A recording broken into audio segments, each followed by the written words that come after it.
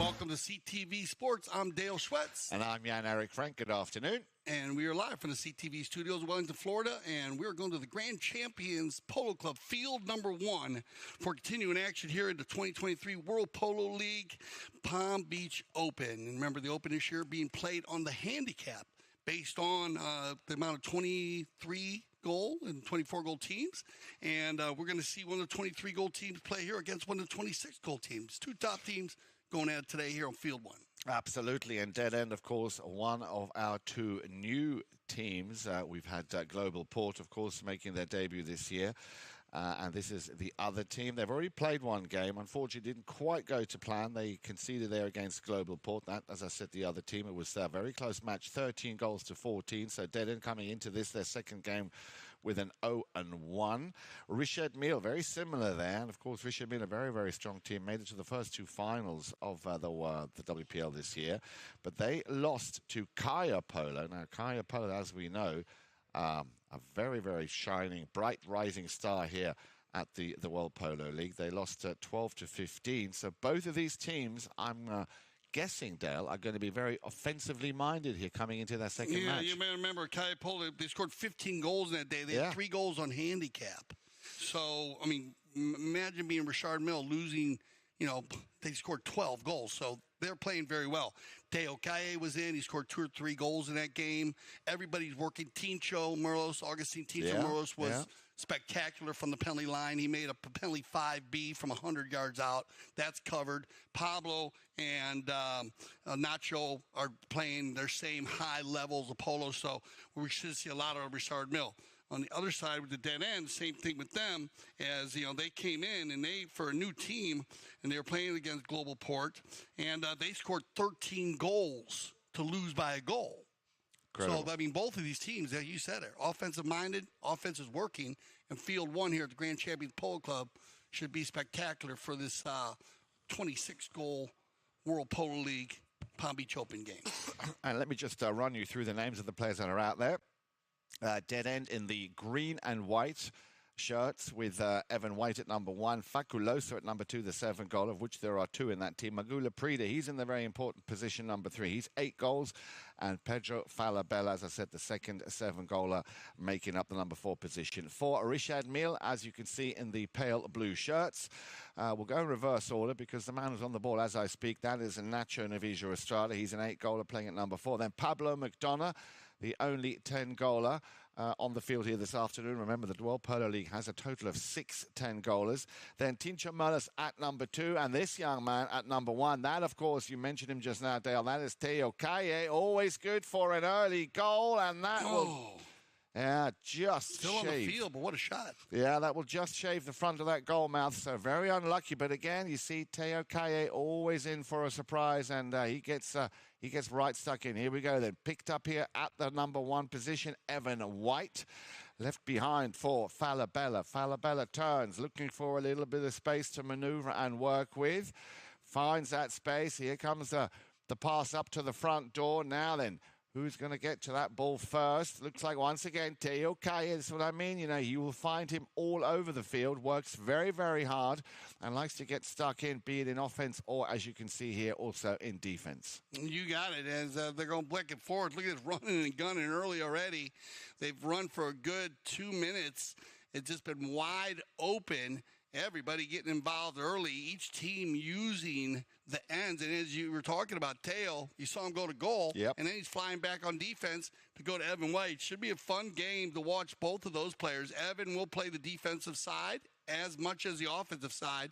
Now they're going to slow the pace a bit and control here. I like this idea as they were just flying around the field. Mille looking to get control on the offensive side. Ooh, almost stolen away by Augustine Tincho Morelos. He'll leave it for Pablo. And Jozak going to take it off of the end line. Well done, Facu. Yeah, and he's a great player to watch. I want to apologize to his family. I was calling him Loza the other day. It is Jozak. I apologize on his name. And his last name, what a player he has been here in the World Polo League on 7 goals, Facu. Absolutely. One of the best 7-goal players that we have. So, and very unlucky there also for this man who's on the ball there, the 10-goaler Pablo McDonough. Nice ball control as he takes it round. And just weaving his way through. It looks like he might run this one himself. He's going to come up against Falabella on the near side. Great ball control. Falabella then getting a piece of it. Will send that to Laprida. And, of course, the 8-goaler, the highest handicap player on that team, Magoo Laprida. Nice long ball down the field. Evan White can't get to it once again. And that's, of course, what he has to do as a 10-goal player. Also be all over the place. Nacho Navijo Estrada just being beaten to it there. Now, once again, on the move. Drop Dead. Every time I see that name, I want to say gorgeous at the end, but I'll just stick to just Drop Dead. Yeah, dead end. And they come together here. First whistle of the day with a lot of energy. Let's keep an eye on it. Evan White takes it in here. He makes the hook. And then they get a whistle on the play. So we'll see what happens. It looked like the Richard Mille team, they might, I wouldn't be, let's see if they jump on a challenge early. It looked like Pablo and Augustine didn't think they found. So they're going to check something here. There's a good shot of Facu Josa. Great player. Brilliant player.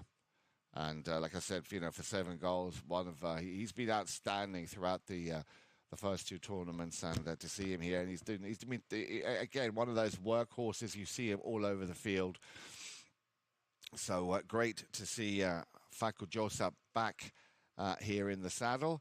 Now then, also, you see young Evan White getting himself on a fresh set of legs. He's been great. We watched Evan play in the 12 and 8, and also has been very busy on the field. He works very hard, as we're going to see that here with the 3-goal handicap, though. And, well, I guess you could say the one team that has definitely jumped on it is going to be Calle Polo. Yeah. They jumped on their 3-goal lead in their game on Sunday yesterday, and they moved it to 5 goals early and applied a lot of pressure to the 26-goal team as they went against Global Port. No, that Calle Polo team yesterday, Dale, if you remember. But let's just go back to this now. Here it is, and the goal by the number 2, Facu Josa, picking up his first goal of the game.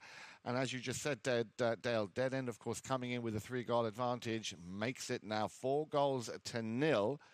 So we'll check on that. I wonder if they want to challenge or if they were just checking it just to see there. I wasn't sure what happened on the goal shot. They'll come back to center, and we will switch directions. And then look at Facu saying, hey, guys. Looks like Augustine and maybe Tail thought they were on the other side.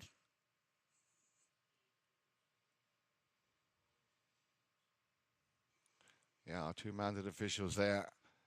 2 of the best in the business, Pepe Araja and, of course, Gaston Dorignac. There it is. The ball's thrown back into play. And I think a lot's going to come down to exactly this moment, winning that ball, winning those throws. Remember, halftime stats will be coming on your screen, so stay tuned for that. And again, the final match stats right at the end. Now then, let's go back to the action. And it looked like Tincho Merlos just got beaten, and now Falabella, he will seize the moment and run this ball down the field. No one there to challenge him. He's got all the time in the world. A bit of a bouncing ball there, you see. And that is where you need to stay focused right to the very end. Navijo Estrada will pick it up deep in his own half. Now, he's one of those big hitters we still haven't seen, and we're hoping that we will, of course, see between now and Sunday's final, one of these teams in the WPL Palm Beach Open make a 2-point conversion. Remember, if that ball is hit from just beyond the halfway line and goes through the uprights, that will count as a 2-pointer. I haven't seen one yet. We get a whistle on the play. And our first foul was actually a trigger. There wasn't a challenge. It was umpire trigger. As one umpire had it one way, one had it the other. And so they checked it to show that they missed the hook. On this one here, they come together, and you got the second man. And so they'll go and bring this one down to the open goal penalty 2. So same area as the dead end team. On that one play with Augustine, when he went for the hook, he missed the hook and fell over the line. So that was the actual call. We got to read that. No one had hit the ball. Right. So that's why they went. And one umpire saw one way, someone saw it the other. So it's a good one to check. Dicey play at the beginning of the game, especially after running for a good 3 minutes. That was a very, very smooth opening. Tincho Merlos has been 100% from the penalty line. Number 2. Here comes Augustine.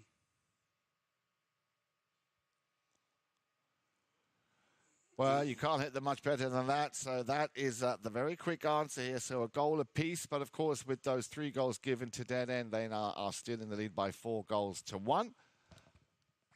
Excuse me. A little over a minute and a half left to play. And, Dale, I've got a lot of friends from Europe tuning in this afternoon. Would like to give a very special welcome to all of our friends at Guards Polo Club in the heart of Surrey and Berkshire, and a particular young lady that I know very well, Miss Becky Simpson. I hope you're enjoying the action here with us on CTV Sports.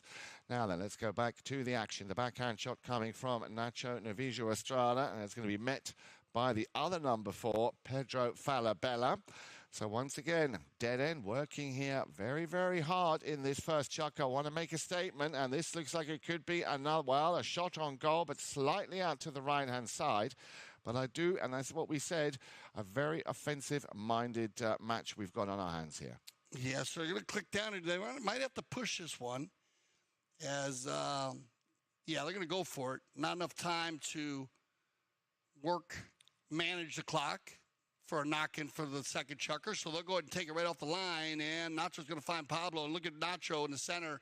Looked like he was going to drop the hammer, but they're all going to fall in behind Pablo and let Pablo run the length of the field. Pablo has Teo out there. That's a pretty pass. If Teo can come from right to left, no time.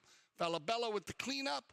And that'll click us down to our last 30 seconds. Here comes Dead End. Yeah, once again on the move. Can they take it all the way up the field? White tries to control it. Clever play, leaves it.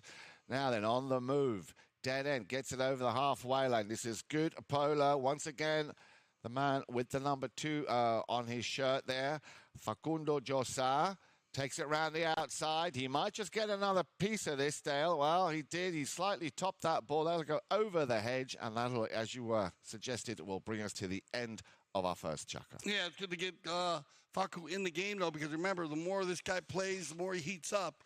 He is a threatened, boy. He just gets it going on offense and defense. Well, they'll get 1-1. They'll keep their 3-goal lead. There's a good shot of Magula Prida. Stay with us. We'll be right back here on CTV Sports.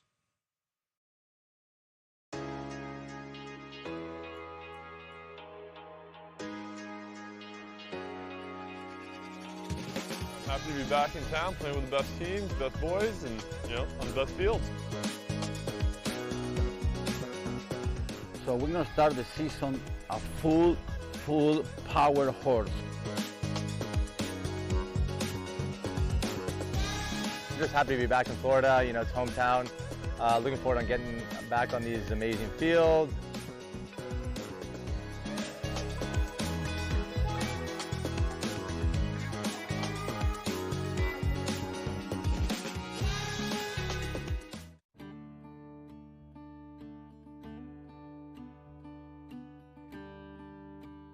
The Taqueria has all your polo needs, from the novice to the professional. We carry all of our equipment in multiple grades to fill a price point to suit the individual.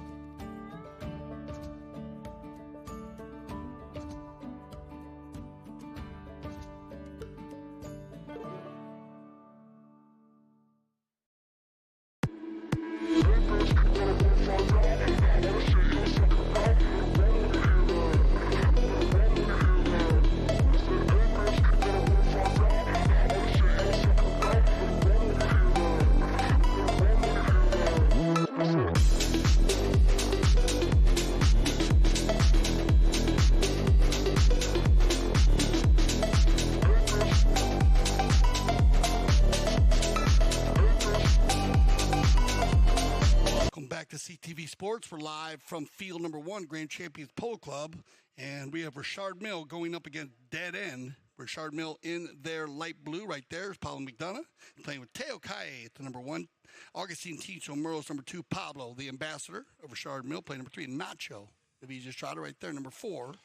And they are a 26-goal team going against a Dead End in their green and white jerseys today. Evan White, Facu Yoza, Magula Prida, and Pedro Falabella. And they're a 23-goal team, 3 goals on handicap. And they matched them here early, 1-1, both with penalty twos. And we'll start the second chukker with a knock-in favor of Richard Mille. We will indeed, and we will also, and I've just had news because obviously we've got a lot going on here at Grand Champions Polo Club today in the 6th goal, the Madeleine Bourdieu Memorial. I can tell you that Smithfield have just beaten Oria 7-5. Oh, okay, so there you go. So Smithfield keeping their roll going, now 2-0. Exactly. Yeah. So congratulations, Craig, John, and very strong team there as they are 6th goal heating up. Remember, everything from 6 to 26 goals here on CTV Sports. And it's going to be picked up here, taken forward by Teo Kaye. Magoo gets a piece of it. And Augustine Tincho Burlos goes for a play there. And it looked like Falabella went to turn it out to the right. So we get a whistle on the play. Let's see. Teo almost gets it out in front of Magoo, or Evan, actually. Then they come together here. And the ball inside, they ride together. And it looks like one player had a mallet on the shot there. So you're either going to have riding into the stroke or backing into the pony. And it's going to be riding into the stroke will be the call as Augustine Teacher Merlos establishing himself on the right of way there. So that's when you're going to come behind from the side or go on the near side. And Merlos will get another opportunity at an open goal. Chipping away at the 3-goal handicap. Here comes Merlos.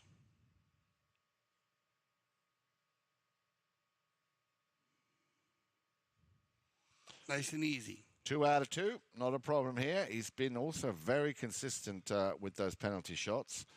And it's always good, of course, to have in your team somebody you can rely on to step up to the plate, keep yourself, your head down, keep focused, and ensure. Yeah, his son, Rufino, the Roofinator, is, one of the youngest people to ever be a commentator on you told me. CTV Sports. Yeah. And he was very good. I'd love to get him back. I actually talked to him. He's playing great polo right now. He's on 1-0 or 1 goals. He was playing in the 8 with his father this year. And he played in the 6th goal also. But he was a lot of fun. So big shout out to the Roofinator, Roofy, Merlos. It's nice to see young guys like that coming and getting involved in a great polo player. On the action, though, everybody trying to get control of this one. Merlos, look at Magoo dives in there, try to steal it away, but Merlos gets it moving downfield. Yeah, nice little pass under the neck. Now the rotation working very well here. Nacho Navijo Estrada going up, just biding his time a little bit. Couldn't control that ball on the halfway line, but luckily for him, he had a 10-goaler by the name of Pablo McDonough coming behind. So that rotation working very well here for Richard Mille. Still McDonough, a little chip shot there. It's going to be met as it comes back down here from Laprida. Oh. I wasn't sure what happened there with Tincho. Augustine. He spun around and it's kind of slid off the back. I hope he's all right. It's kind of a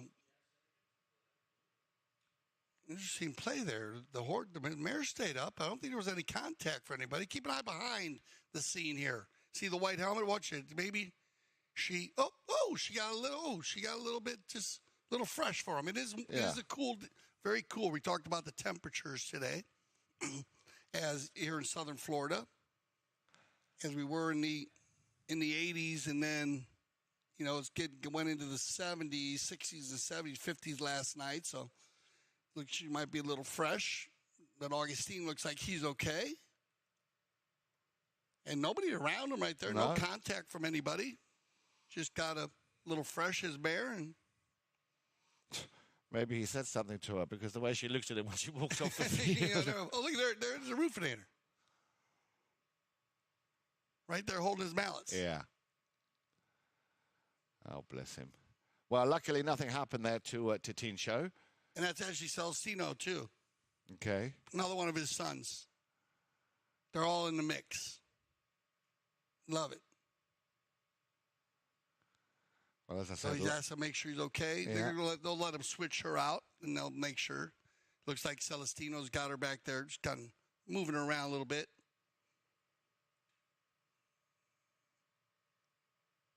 Obviously, got a good smile on his face. Quite the character. Yeah, always might even be better. Yeah, always a funny line on his lips. Always. Yeah. Yeah, no, a great polo player.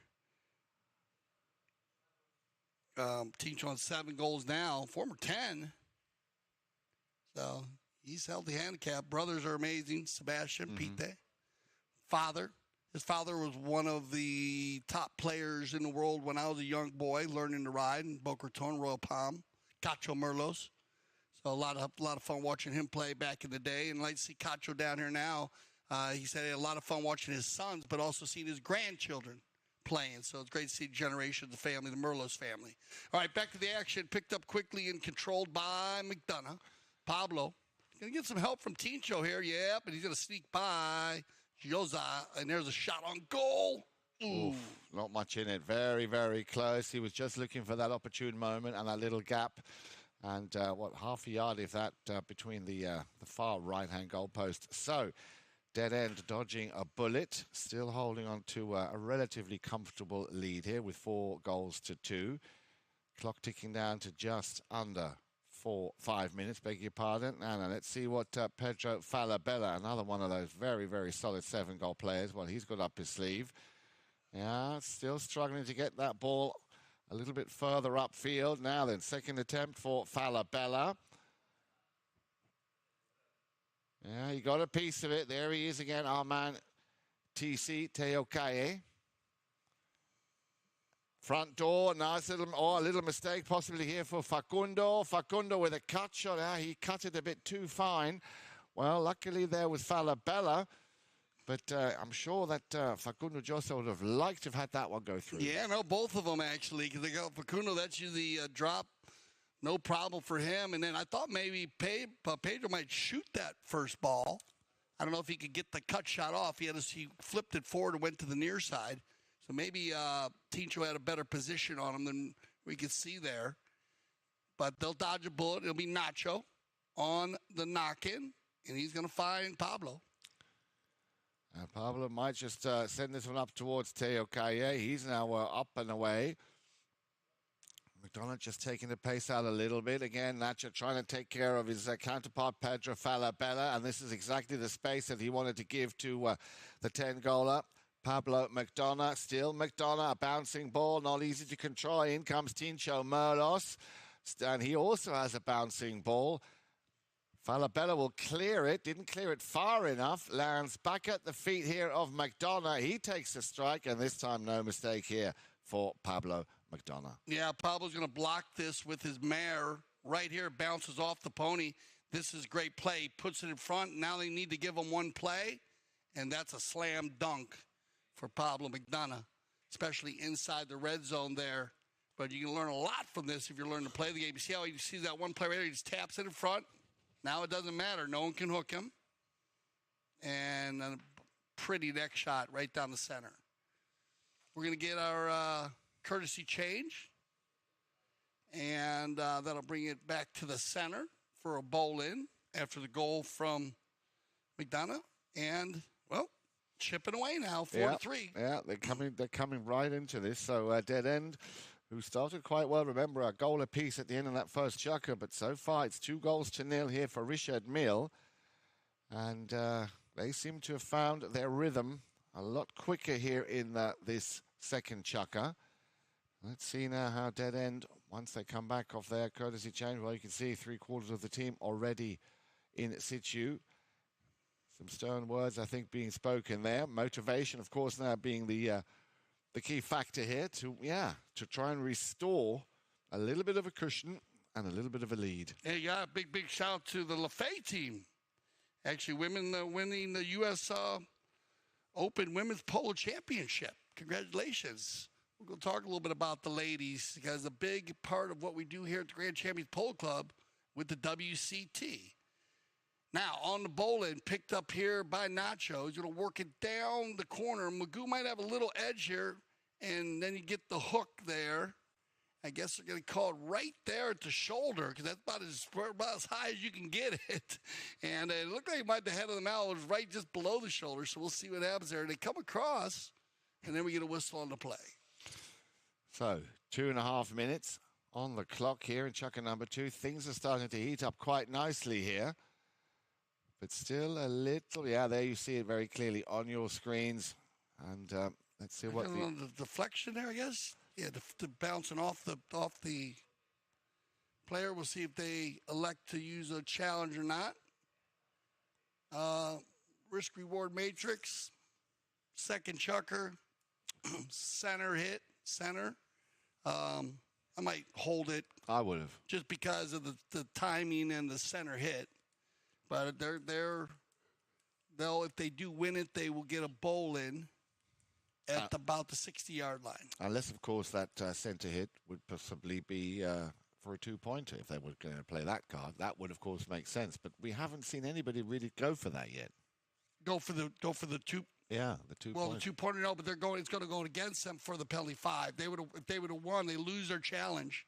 Ah, sorry. Right, so they would have won their challenge, and that's why I say risk-reward matrix here, hold that challenge, because all you're giving up is a 5. Correct. You know, and they're going to lose their challenge now, and all they would have received was a bowl-in. Yeah. So a bowl-in at the 60-yard line, you know, I mean, you know, let's say they thought they were 120% on it. They're going to lose it, though. The umpire call will stand.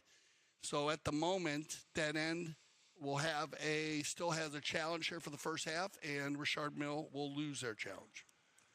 Now then, let's see if Pedro Falabella. It's high. It's gone out to the left-hand side, but look how deep that ball is. Looking for a green and white shirt, and nobody home. It'll be a backhander from Pablo McDonough.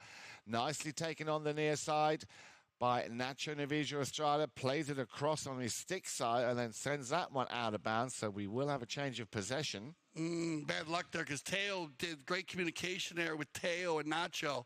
Teo went to the man and Nacho was coming through for the number 4 position. Just bad luck that it skipped out of bounds. Once again, dead end. This time coming around from the left-hand side. There's the cut shot. And again, more or less exactly where Pablo McDonough earlier on missed one. Yeah, nice hard shot here by Magoo. But as you're saying, Jan, just off to the left side, the right side of the field, left side. Good shot of Nacho, former Tango player. Argentine Open winner, Hall of Famer. Plays all summer long at the Aspen Valley Polo Club. Big pass to the right side, and he'll find Pablo. With a minute 20 on it, they're going to get Teo and Tincho going forward here. Augustine's going to pick it up on the fly. Magoo, oh, man. What a play right there. Everybody grabbing leather, spinning around quickly. It'll be Pablo. He'll turn it up and control the pace. McDonough trying to get by Falabella. Pedro, very tough on defense. They leave it for Nacho for the give and go. Bounces off a pony. Backed up by Augustine, packed up there by Falabella, and it'll be Facu. Now then, Joseph, what can he do here with about 45 seconds left on the clock? Trying to send that round to the front with a bit of a spin on it, but Nacho Navijo Estrada again puts that one over the sideboards, so they will have another possession play. And I think you're going to run out of time here because you remember they're going to count 8 seconds there, when the ball goes out of bounds, and there's only 3 seconds until the 30 seconds horn sounded. So we'll send them off to get on some fresh ponies, and we'll be back for our third chukker.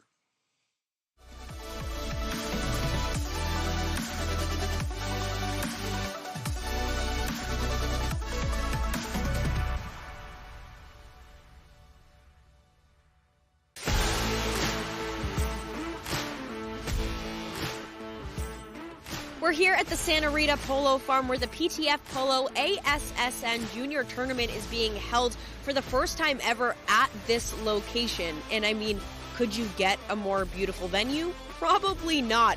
The tournament includes players of all ages, starting with the youngest at just 2 years old and the oldest at 20 years old. So you've got all ages, all skill levels, and a whole lot of fun. Let's go check it out.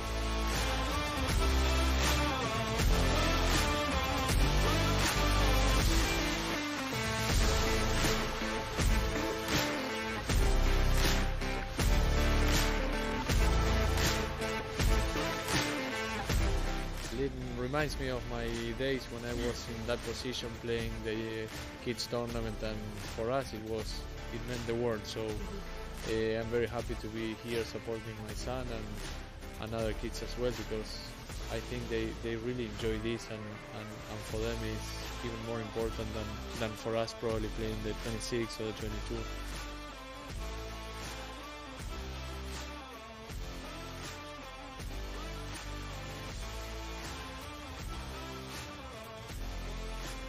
Well, that's a wrap on the PTF Polo ASSN Juniors Tournament at the Santa Rita Polo Farm. So much incredible talent coming up through the ranks. The future is certainly bright for the sport of polo. Now, for more information on the PTF, head to polotraining.org. And, of course, head to Chucker TV for all of our awesome content, including full game broadcasts. Third Chucker action. A good shot of the Grandstand VIP there at the Grand Champion Polo Club. And we're on field one here for our 2023 World Polo League Palm Beach Open. And right now, both teams back and forth. Maybe a few more. We're going to have our stats after this, Chucker. Yan, I think maybe just higher shooting percentages by the Richard Mille team, because that end has had their opportunities. Oh, they certainly have. We're going to see some knock-ins probably for the Richard Mille team. And those are, of course, goals missed, but at least they're getting the offensive attacks. He's got to put a few between the posts. Yeah, because that second chucker, which was a goalless chucker for dead end, 2 coming in from Richard Mille. Well, they need to, as you would say, tidy up on that at this level and at this stage of the tournament. You can't really come out of a chucker without having scored.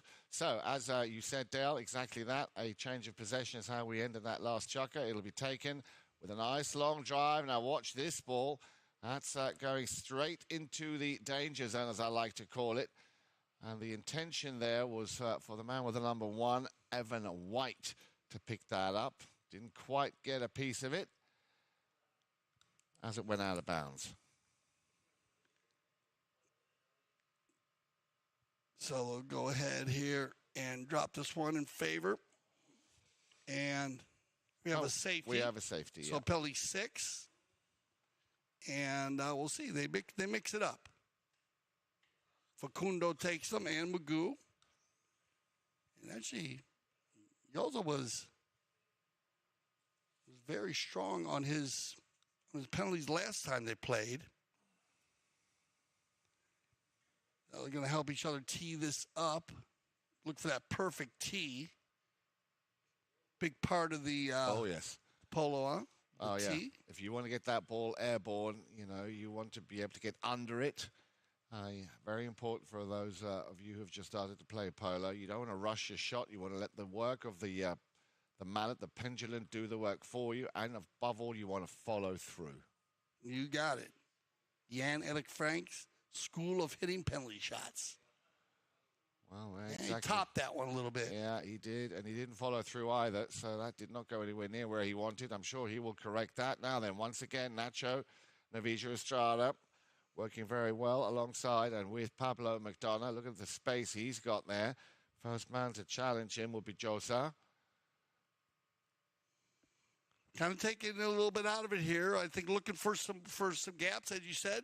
Both teams still feeling each other out here in the first half. And a lot has to do with the defense. We know Evan White working hard with Teo. We know how hard he works on defense. So in this dead-end team, they are tough when it comes to defense. So here we go. On the fly, though. They're going to open it up. It's going to be Falabella on the far side. He'll override. Pablo opens this one up. Oh, I like that. It looked like he was going to hit the tail shot. And Augustine called for the center. And this is a great call by Merlos. And he is mounted up right now as it gets it back to Pablo. Merlos to Pablo. Pablo on the approach. Look for the finish. Oh, tough one there. So, wow. But the Augustine to change that back shot up at the end. It almost like he was going to get the tail. And he hits a 3-yard open shot, gets Pablo on the move. Yeah, very unlucky there, Pablo. That angle at the very end there was just too tight. Could not do much apart from what he did. So very unlucky there. But again, Dale, this is telling me that dead end. They need to tighten up at the back here. to allow McDonough so much space and free rein to just go and play his game. So I'm pretty sure they will have a little bit of talking to do in the halftime break. Now then on the move once again with the number 2, Joseph Facu. Not able to get past that man again, Pablo McDonough. Well, there's an appeal. Umpire says no, that was fine. That's the pass up to Tincho. Tincho now slightly overcooked it. First man will be Josa again. Now this could be a possible chance for Dead End to run it from coast to coast. There was an appeal that there might have been a right-of-way infringement, but the umpires saw no imminent... A lot of space. Good night call. Yeah. Sent back towards the halfway line. Tincho. Looking for McDonough, but Falabella read it well. Sends it across the field. Now picked up by Laprida. Laprida couldn't control it. We're seeing quite a few of these, lack of control. Having to chase that ball once again. Heavy defense, Very strong defense by both teams, Jan. Yeah. Not much room to work, as we say. They're closing the gaps. Look at even Augustine and Falabella working hard there. Falabella and Tincho and Falabella. Now Magoo will slip away. Nacho's on the rotation. And then you're going to have Evan White down with, Teo with Evan now as they go into offense. That's what amazing watching those two because they've been playing the number 4 and the number 1, Evan and Teo. Yeah. So doing a lot of work here. Tincho. Good pick up. He'll be looking, where is McDonough? And again, very clean. Not a lot of fouls. No. Here in the first half. They're going to get the offensive attack, though, now, the Richard Mille team. Tincho leaves it there. Everybody leaves it for Pablo, and they'll all go forward here. Pablo, no one defending him now, so he's just going to walk the dog here and try to gain as many yards as possible. Now you get full rotation, and they're going to get him stuck here on the penalty. Is Magoo. Now both teams still have challenges. I'm sorry, Dead End still has a challenge.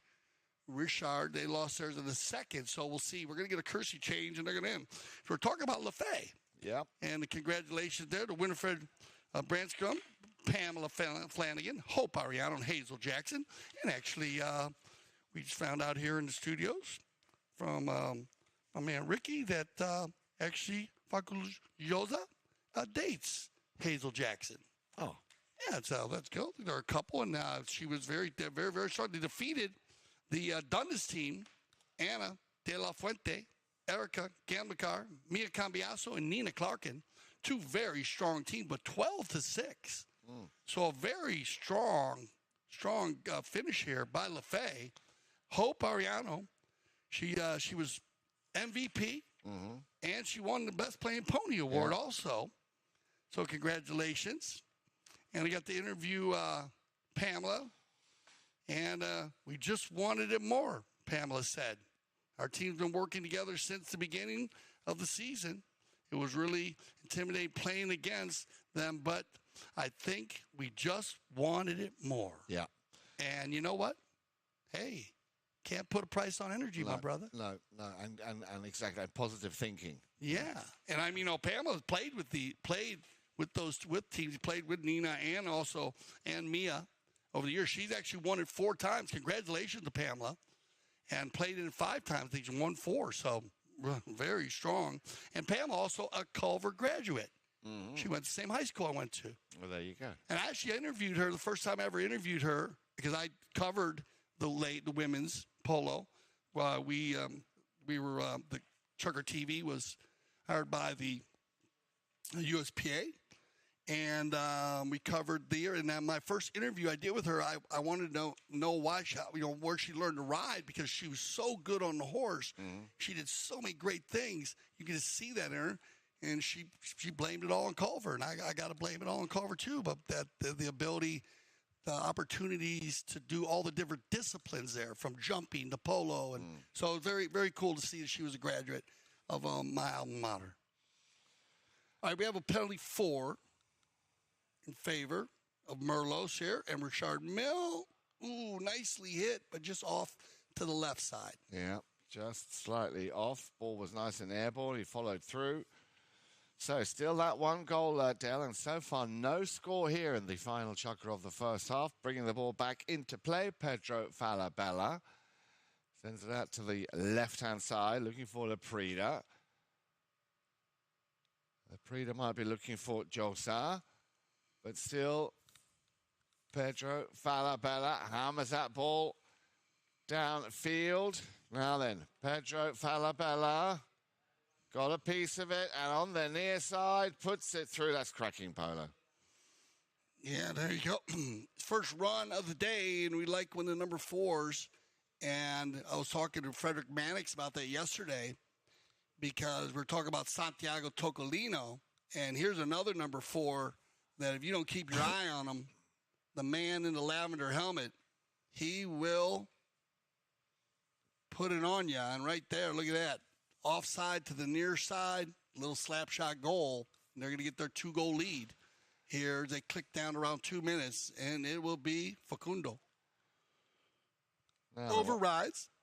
Stolen away here, though, by Magoo. And I think Tincho's saying, hey, he's riding in from behind. I think you're going to get a delayed whistle, and maybe you'll get the call here. Let's watch the replay. Tincho went to offside first. And they come together right there. So they still have a challenge now, the dead end. So let's see if they decide to use it with 2 minutes left in the first half. Yeah, well, this, according to your risk-reward matrix, would be about as good a time as any. Yeah, you might as well. I mean, risk-reward matrix here. I mean, you're into 2 minutes. What are you going to do? You're going to probably get a, from the spot, or a 5B out of it. But I don't think you get a goal shot penalty. They're going the opposite direction, unless you had a free man down there where they actually were headed towards the end. No, they are. They were headed towards goal, so you would have saved the 4. So, you know. So we'll check and see right here if they decide to go and use a challenge or if they were to move this one up. As Tincho will do the honors.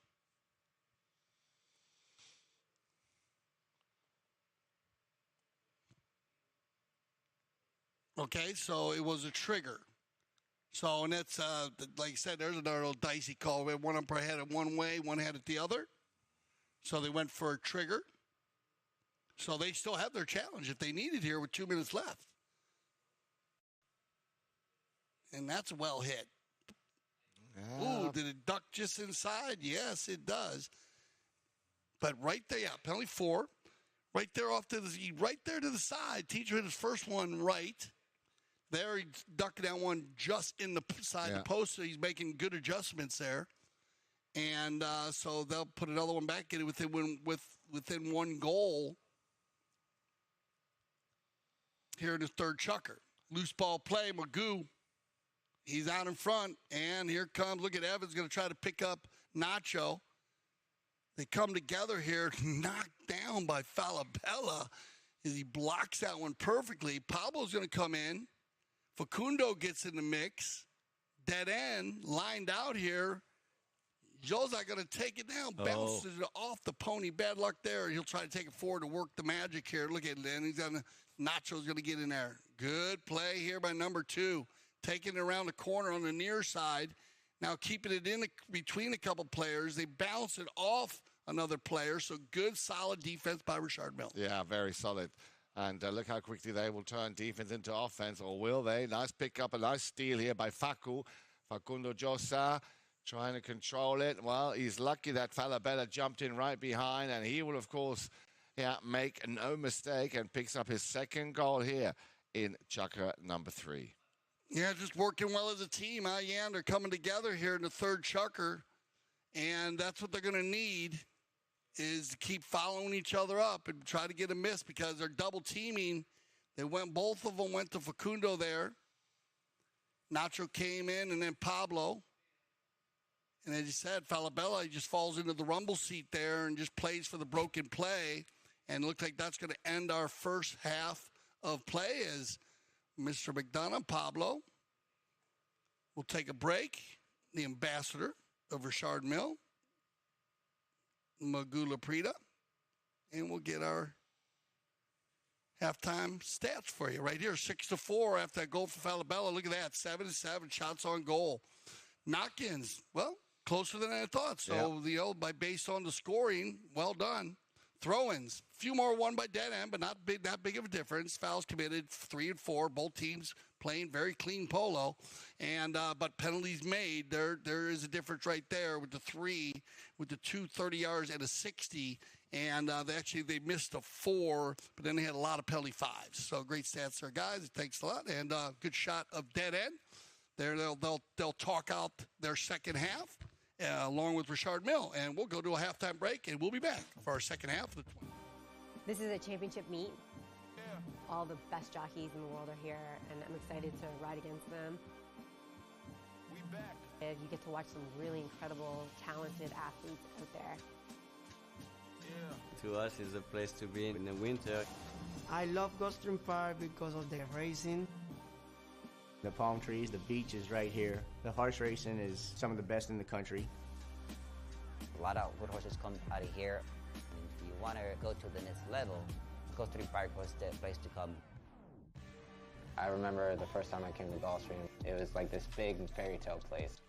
All the history. And all these great horses, trainers, jockeys. It was everything that I ever dreamed of.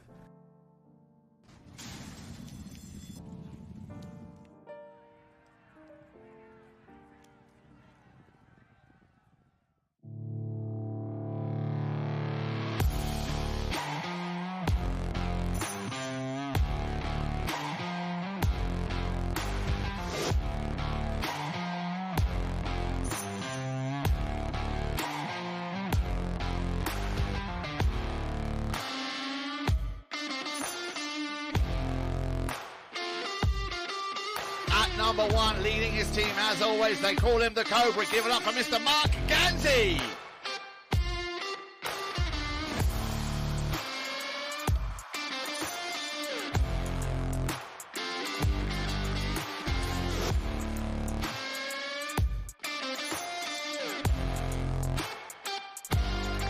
Then at number 2, our second 10-goaler of this match. Give it up for Hedda Castagnola, ladies and gentlemen.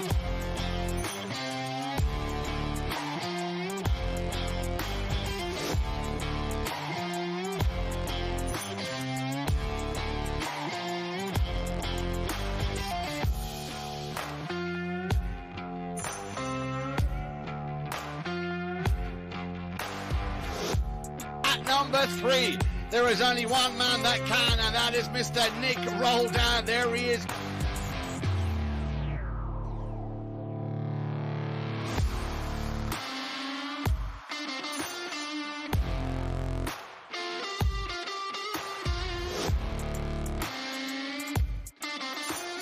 And at number 4, all the way from the Great White North from Canada, please give it up for the one and only Mr. Fred Mannix.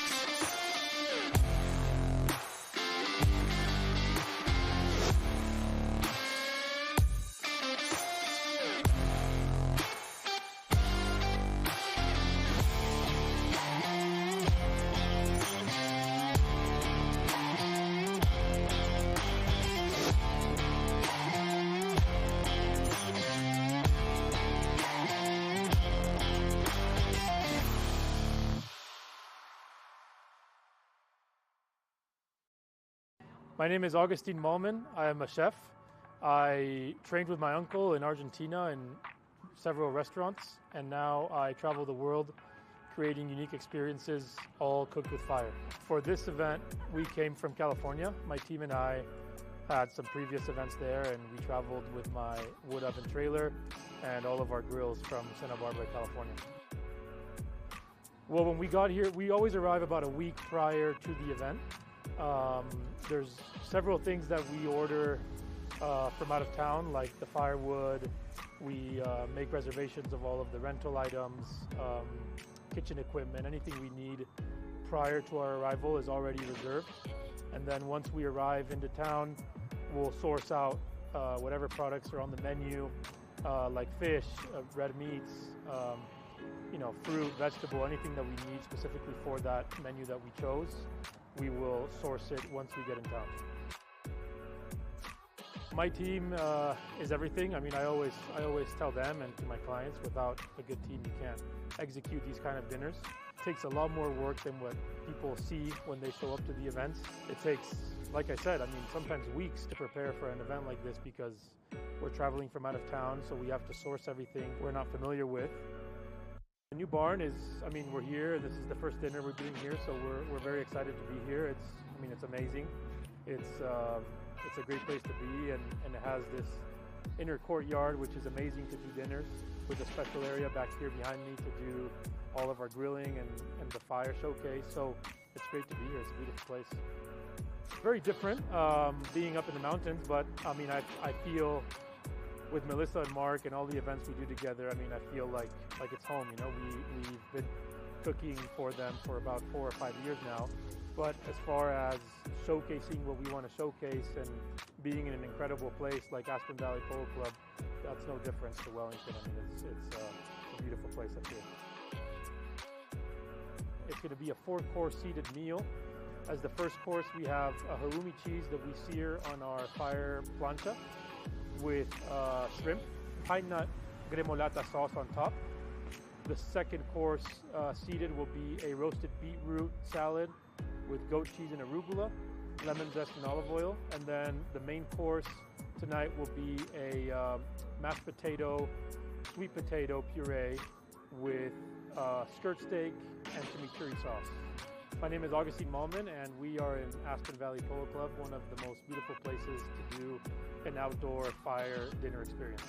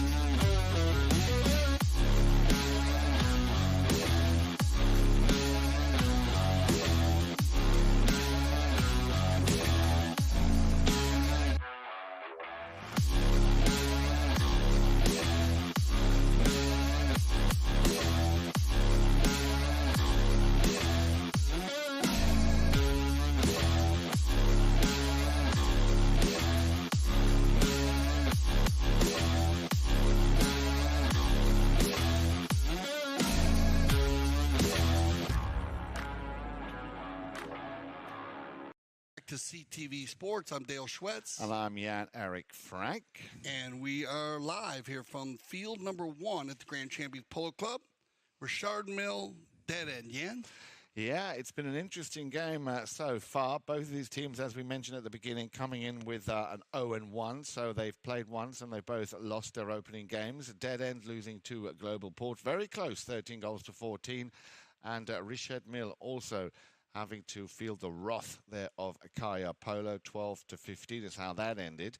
But Richard Mille are at the moment, at least they seem to, well, at least the feeling is that they're a little bit more on course here. We had a goalless chucker in number 2 for Dead End.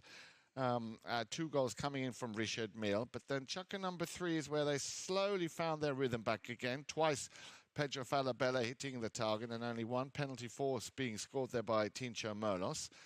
And that's how they left the field. 6 goals to 4 in favour of Dead End. Remember, they came with a 3-goal handicap because they are 23 goals. Richard Mille, 26.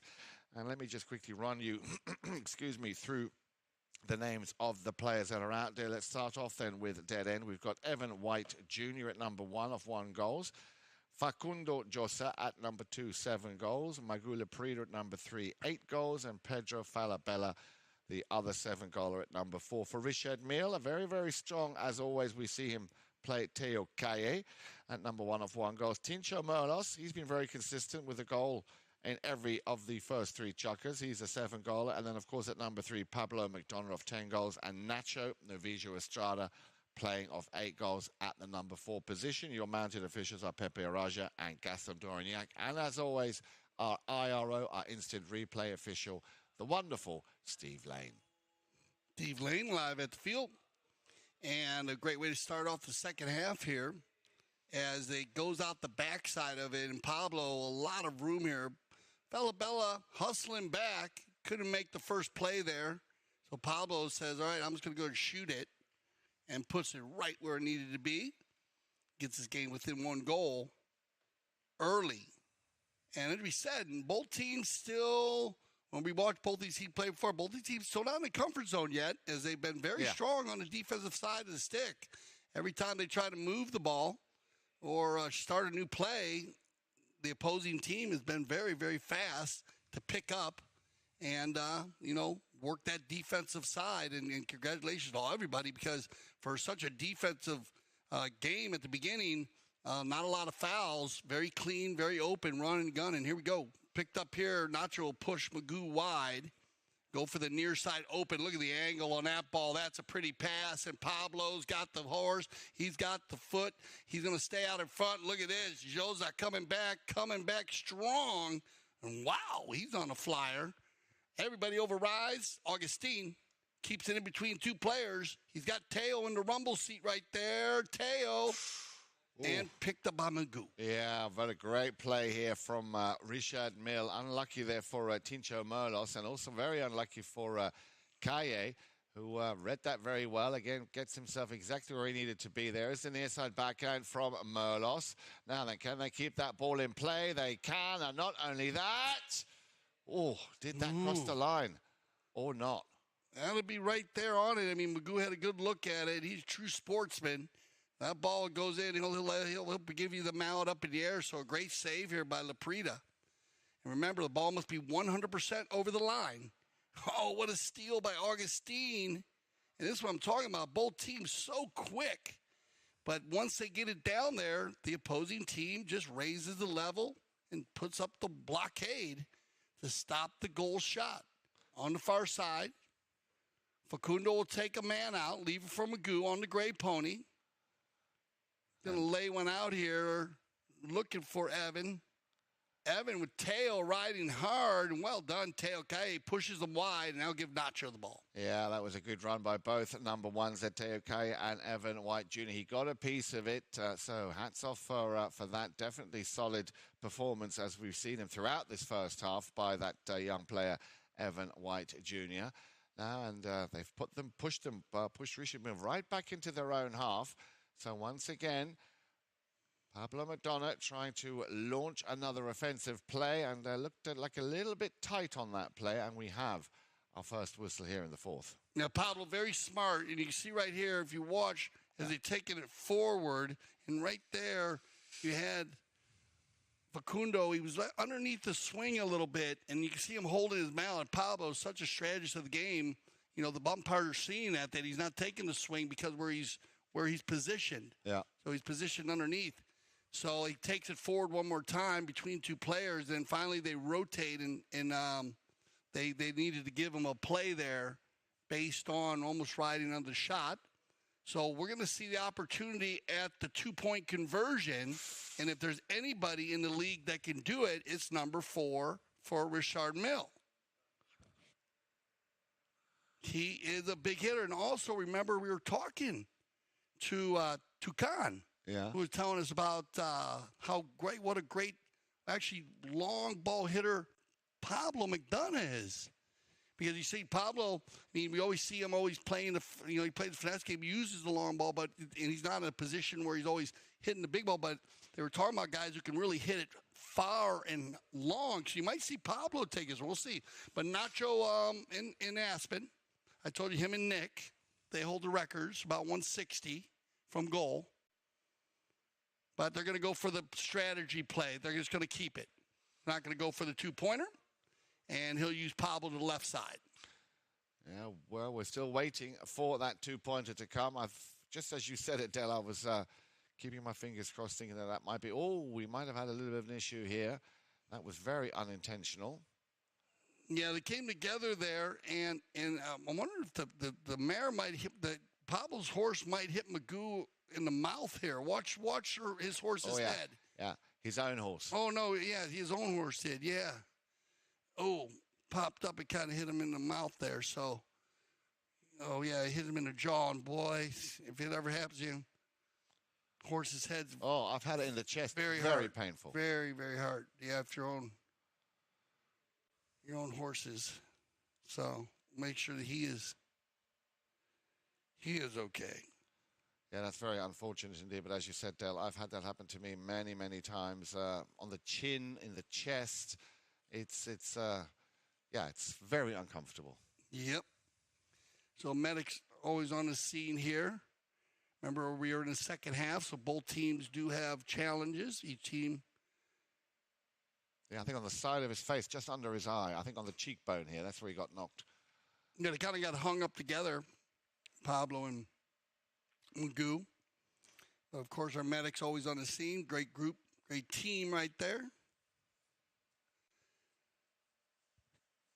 As they said, I was talking with Frederick Mannix, and this is something good to throw out there, and I'm sure the tournament committee might be thinking about it, but he loved the two-point conversion.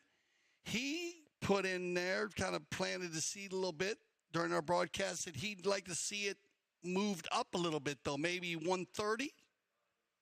Put a line at the 130, 125. Yeah. For the two-point conversion? Yes, but then, of course, that would open up a much bigger pool of players who could potentially... Well, that means anybody could score from the field more, because and a lot of times we're seeing the penalty fives are going for it. But remember, to hit one from center on a penalty 5B, you have everybody down there defending that ball. So you got to hit a very, perfect ball to carry over everybody, because no one else can touch it. So it can be, it's very tough. It can be done, but it's very tough. Now, if you drop the line at 125, 120, you're going to get some 5As. Well, here's one. 5As. Well, here's one for you. Just to put a sort of a spanner in the works. Why not increase it to 3 points from the center? Well, you could, but I'm saying, what if no one makes it? Because it can be that difficult. No, and remember, in the strategy of a game, man, to really hit one that deep, and based on how easy it is to defend it, because you got four players you got to hit through. So it is a tough. It is tough. All it would do is it's a great thought to think, because they're now a penalty 5B. They could tap one time. Yeah. And now they have a chance to shoot it. Also, you might probably see a lot more attempts from the field while they're running full speed. Yeah. Because they can drive those from 120. And remember, then they can hit it over everybody's head.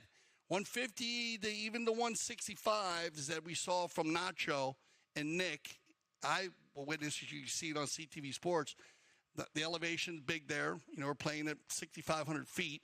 They talk a lot about that. They think, but also those balls were balls that were being hit, and then they were bouncing and rolling in. They weren't carrying of course, the 150. Sure. It is a long way to hit a polo ball, 150 yards in the air. And remember, to make one, Yan, you probably got to hit it about 160 at least, and it's got to be high enough so that they can't block it. Yeah. So it is. It's a true. It's can be very difficult. We'll see what they do. It's all about adding dimensions to the game, and like the 3-point shot in basketball. Well, that's not. If you think about it. No, it's not half court. Of course. We see people in basketball sometimes make it from half court. Yeah. But the 3-point shot in basketball is just outside the actual foul line that they shoot their fouls from. It's not not that big of a different distance. So it's just a thought. Frederick kind of threw it out there. He said, as a player, he just would. That's a good idea. It's a very good idea. We'll see what they. You never know. We'll see what the tournament committees. They always sit back and evaluate every tournament. Decide new things, So, if you have any ideas on that, let us know. Send us get in touch. Get on the Facebook conversation. I'll put it out there. That's what it's all about. Evolving the game. We are going to get the penalty here, and Ticho Merlos on the blocking foul, and Magoo looks like he's okay. Here comes the penalty 3 in Augustine.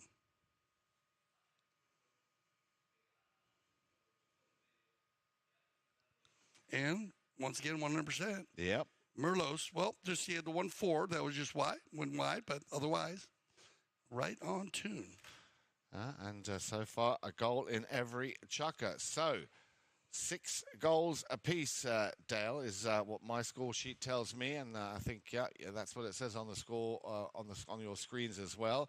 So everything's still wide open, all to play for, and happy to say that, or happy to notice that Dead End are putting up a very decent fight here, and I would not write these boys off for at least another 2.5 chukkers. There's the backhand shot. Well, they can't afford to make such mistakes. Again, we'll have a whistle on that play. I'll tell you who I'd like to see a little bit more of, and I know how very strong he is, and he's been working hard, don't get me wrong, but the finishing of Pedro Falabella would be my sort of wish at the moment, to see him just take it that little step further. Well, Falabella, I mean, he scored 2 goals in the third chukker, so it definitely was working for them, and that was a switch from Magoo started to rotate back a little bit, and Facundo was rotating and using Pedro. As I said, just so strong. And all the teams that we've seen in the World Pole League this year, and also not just being strong on defense, but we haven't had games that were penalty shooting contests. No. You know, most teams been keeping it under 8 fouls. It's right around the 6. There's been a couple days where there's been 10 fouls on a team, you know, when it got a little scrappy, but well organized, all the teams, and very competitive here in our 5th season. And we're going to go to our courtesy change here with 3:20. We're going to start at the courtesy change with an open goal. Maybe we had a blocking foul there. I think we did. Or see where right away violation, I mean. So, Tincho, Augustine. He's going to go from the spot here from about 20 yards. No problem. Absolutely none whatsoever. And this is the first chuck in which he's hit the target on 2 occasions. And with that, of course, Del, Richard Mille now here in chukker number 4 in the lead by 1 goal. 7 goals to 6 as they make their way back to the halfway line. I think they used to use they used a semicircle in the 40-40, you know, which was for charity, and they kind of curved it around, but it was at the 80-yard line, and that was just too close for the 2-point conversion. Yeah. So that's why we were thinking different distances, and we could do homework on it. Well, maybe 100 yards. That would be a nice round number. Yeah, 100, 120, you know. See what all different ideas. We're coming around here, I think, Facundo. Bit cheeky there. Yeah, a bit cheeky. He saw the beach ball there. The 2 players are on this right away, as this ball is going to get turned around. It's still coming this way right now, but then it's going to go back this way. And then right here, Facundo's going to come this way. And he's going to foul those 2 players riding that way. Yeah. So, just kind of I think he thought maybe he was pushed out. He'd have to turn him there. Have to turn Pablo. Yeah, exactly. If he can turn the horse facing the other way, then they'll leave that ball for him. But they were so faced up. So penalty 5A. Teo Kaye nearly picking up that ball, but McDonough working it. There's the near side under the neck shot with a very difficult angle to goal.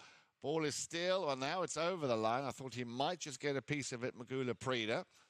Well done, Magoo. Went in there, faked the back shot, and escorted it over the end line, give his team an opportunity to regroup here on a set play. Falabella. Out to the left-hand side. This is a good pass here now to Josa. Good first touch. Can he get round the outside of McDonough? It's a bouncing ball, but he has got an incredible eye for the ball. And we're talking about him being such a big hitter. I think a lot of that also comes from the fact that he's, from what I understand, a very, very good golf player. A Facundo or Pablo? Pablo. Pablo is an exceptional golfer. Loves the game of golf. Said that he would even try to become a professional. He loves it. And I played, I had him on the 60, our talk show, which you can go back to CTV Sports. and on the website of Chucker TV, and you can check out the 60. And you can see that interview with Pablo. I did different events with each one. I played a couple holes of golf with him. I bet he took you to the cleaners, didn't he? Yeah, no, he loves it. As I said earlier, too, Magoo now on the ball right here. We're going to click down under a minute here in the 4 Chucker to see if Dead End can get one at the end of the Chucker and try to get the equalizer. Nacho, he's going to back it. Oh, that's a pretty back shot. Look at that right there. And he's got Augustine Tincho Merlos moving forward. He overrides, but Pablo's going to get back to it. They come together, and I think someone got hung up in there. And I'm not sure if it was before the 30, but watch after this. Ticho brings it down, and they come across the field here a little bit, but right somewhere someone's hung up. They hung up right there, and we'll see what they decide to call. You had a cluster behind and a cluster in front. Now I wonder the time was when he blew the whistle. There was before the 30-second horn. I think it was, but it might have been. Yeah, we'll see. Yeah, they're going to go ahead and play this out. Talking it out here.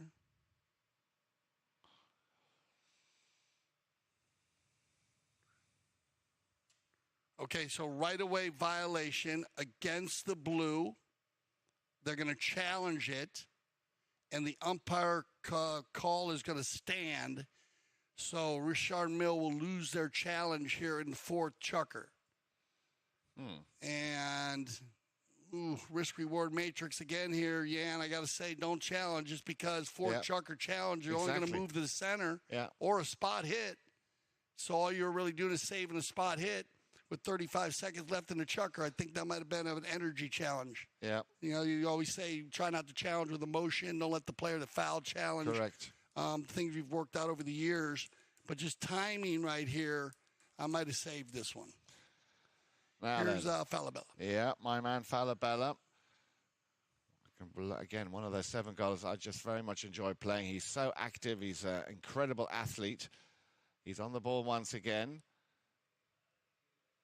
He will leave that now for Laprida. Laprida with a cut shot here. It had a bit of a spin on it or a bit of a slice on it, and it just goes over the back line. And that'll click us down, so that'll end our 4 Chucker play. So Richard Mille coming out very strong out of the 10th. 3 unanswered goals in the 4th Chucker to grab a hold of the lead. A great Chucker by the boys in the blue jerseys. Let's go to a little break here, and we'll be back for our 5th Chucker play.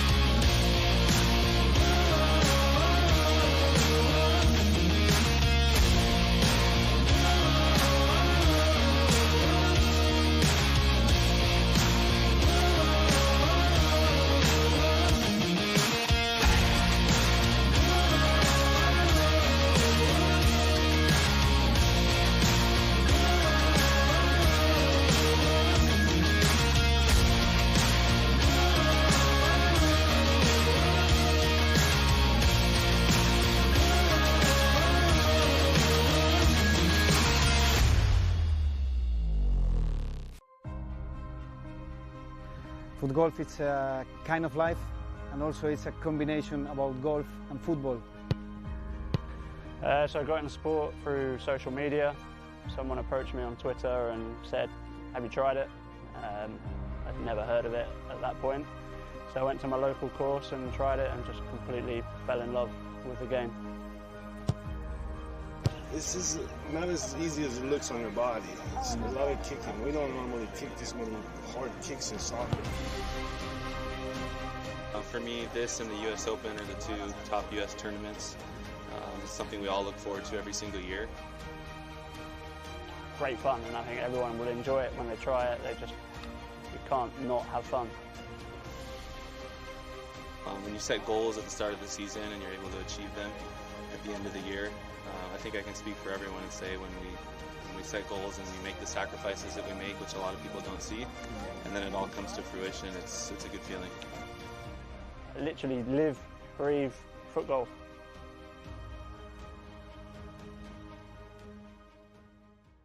A very good afternoon to you as we are here in our fifth chukker.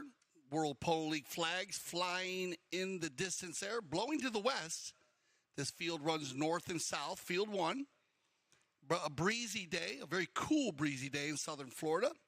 And at the moment, Richard Mille, coming out of the tent on halftime, very well organized, getting 3 unanswered goals and taking the lead. Yeah, very well indeed. And a second goalless chukker here for Dead End. Remember, they didn't score in the second, now also not in the fourth.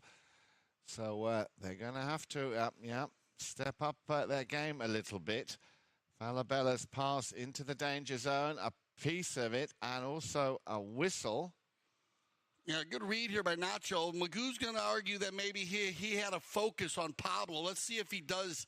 See if Pablo McDonough doesn't pull out of this play. See here, Pablo's going there, but Pablo pulled. Yeah, so they'll have to talk. Was Pablo coming in on the offside, and Magoo had to stay near side when Nacho met him?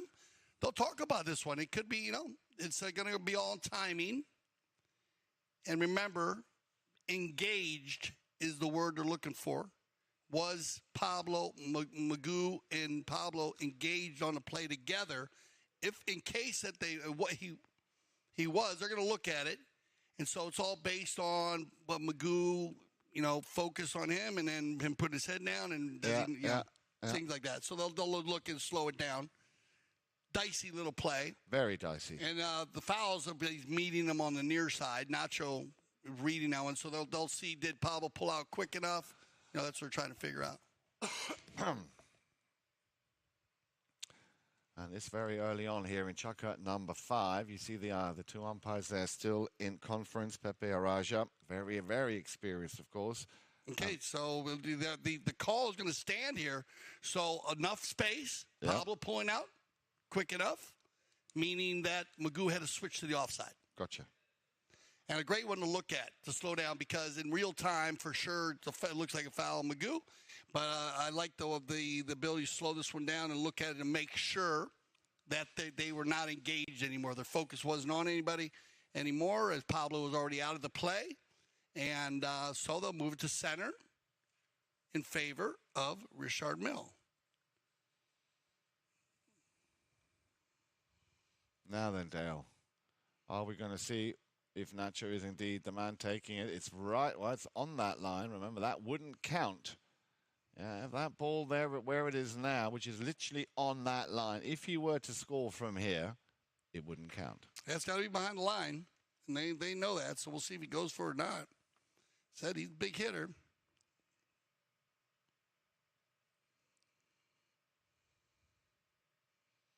Going to go for this pass, looking for Pablo again. He's found Drop it. to Tincho. Yeah, and Tincho's found it. Now, Tincho will take a shot. Yeah, again, not much in it. Would have been a very nice set play had that one gone through. So you're looking at about the 80 right there, Yan. You know what I'm saying, on that shot, 70 yards, 80, where Tincho shot it from. So I think drop it back 130, puts a little more pressure, 125. You have to go through and kind of look at some of the tapes, see where, goal shots. How many goals being scored from 100 yards? That's the whole thing about getting players to want to shoot from a distance. Picked up here by Facundo. Well done here by Pablo to steal that one, back it up cleanly, and across the field they go. Augustine is going to try to get there before Pedro. Falabella will slow it down. Nice play as he gets by. Backed up. Taken in by Farku. Cleared out by Estrada, and he's got Pablo. Can Pablo get one? Ooh, he had him going downfield. He had Teo. Looked like he was going for the big ball there. They're going to try to get around Augustine on the gray pony. He backs it up. Well read here by Magoo Laprida. Actually, no, that Evan. He's going to get in there, Evan White. He'll try to steal it. Now you have a group of dead-end players. He's going to have to use it there, and he does quickly. Falabella changes the right of way, bounces off of Teo's pony. That's a live ball. Teo, look at that. What a ride off by Teo Kaye. There you go, Teo. Ooh, when they come together, and you got Teo running here, but what a play by Teo Kaye. And then that great contact on the near side. We'll watch it again here. Look at him, and he picks it up. Oh, look at that, under the neck of the pony. Clever play, very good play here, as you said, by Teo Kaye. Yeah, and then you're going to get a whistle there, and I think it's a ride off behind the saddle. They're going to probably carry this ball down behind. They're going to carry it, I would think they carry it down. We'll see past center because you have Teo all by himself if the foul stands. But it looked like there's a rub there with Magoo behind the saddle to see if they made contact or not. So you got Teo running the goal now, and if Pablo releases that ball, he's got a true breakaway. So they're going to move the ball. Yeah. Now it's just a choice whether you go from a 4 to a 3. And they were back, so you'll probably keep it at the 4. So you get an argument here. They say, okay, now you're putting all the players in front, but you got to remember you're moving it a good 150 yards and giving a goal shot penalty. So I like the penalty 4 positioning here. And if you got Teo maybe completely out there by himself. That's something else. For a little bit further with the ball. So there might be a few other adjustments, but good ball placement by the Mount officials. Little tack and issue Augustine has a tack timeout, and he's elected to fix his tack on the field.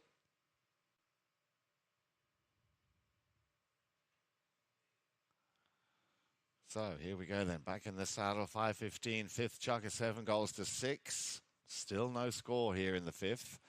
And dead end, very much looking for that equalizer. So team show, he's 1 for 2 on the 4s. On the 4s, 60s. Yeah. But remember, he deduct the first one just a little bit to right, duck the second one just inside the post. I'm looking dead center on this one. I think he's got it lined out.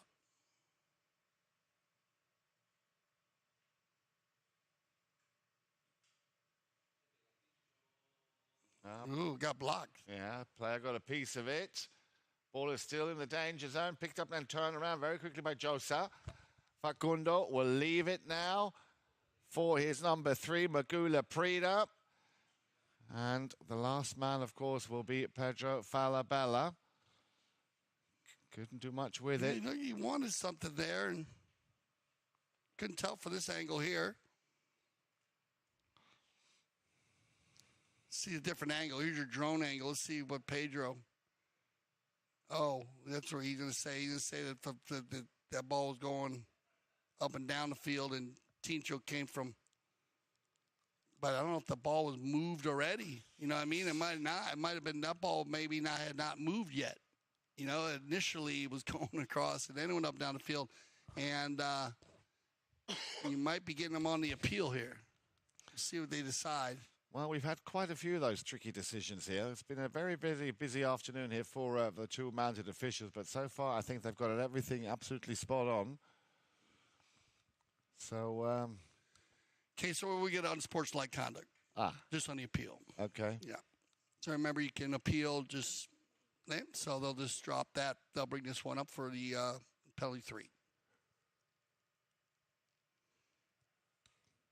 Consistent, very consistent called. The umpires calling that. I think we had a one windmill earlier on a play. You've got to be careful. You can also, if there's a foul, you can offset things like that. Of course. Just all day. You guys got to be careful just with the players around you. So they'll move it for a 3.